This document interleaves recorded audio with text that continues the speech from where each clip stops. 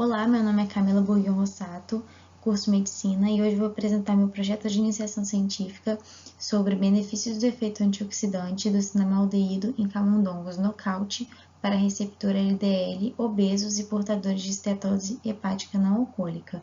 O meu professor orientador é o João Vicente Maggioni Franchini.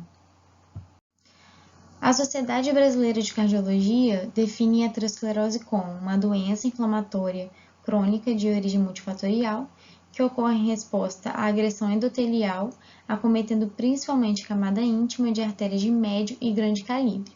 Hoje em dia já se sabe que existem vários fatores de risco para a doença aterosclerótica, sendo dois deles o diabetes e a hipercolesterolemia.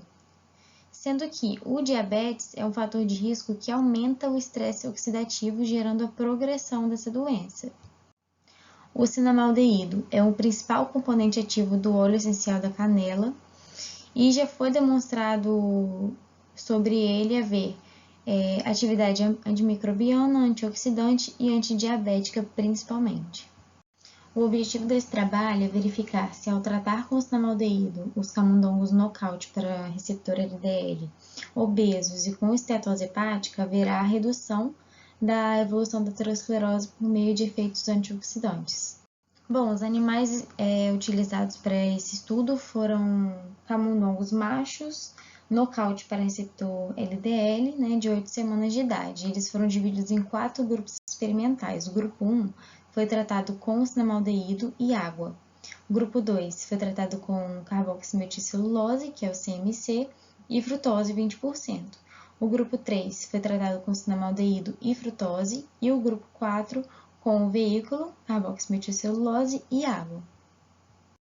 O tratamento desses animais foi feito via gavagem e as análises bioquímicas realizadas foram glicemia capilar, que foi aferida semanalmente após 12 horas de jejum, dosagem de triglicerídeos, colesterol total e VLDL por kits comerciais, detecção de LDL oxidada por kit ELISA e determinação de geração de espécies reativas de oxigênio por fluorescência de hidratidina, que é o DHE. Bom, o primeiro resultado obtido foi a determinação do perfil lipídico em relação aos grupos tratados.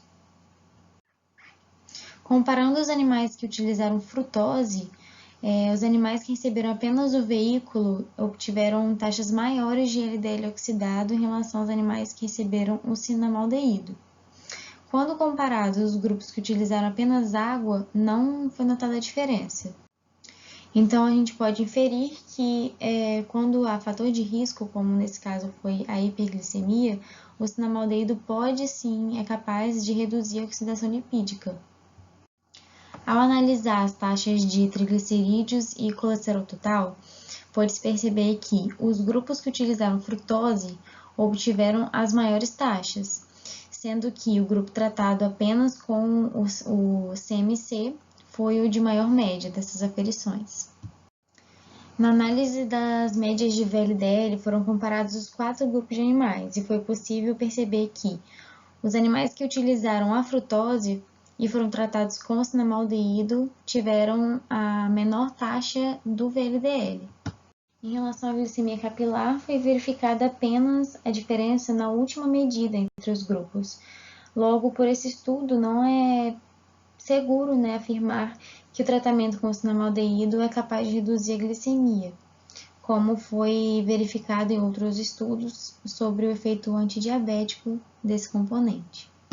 A geração de espécies reativas de oxigênio foi maior nos grupos que receberam CMC, quando comparados com os que receberam cinnamaldeído, entre os grupos que receberam frutose.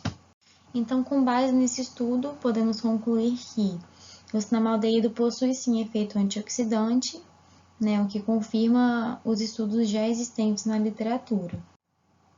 Além disso, é possível inferir que, associado ao uso contínuo da frutose, como ocorreu em experimento, houve redução da geração das espécies reativas de oxigênio e oxidação lipídica em animais tratados com o componente em questão, que é o cinnamaldeído.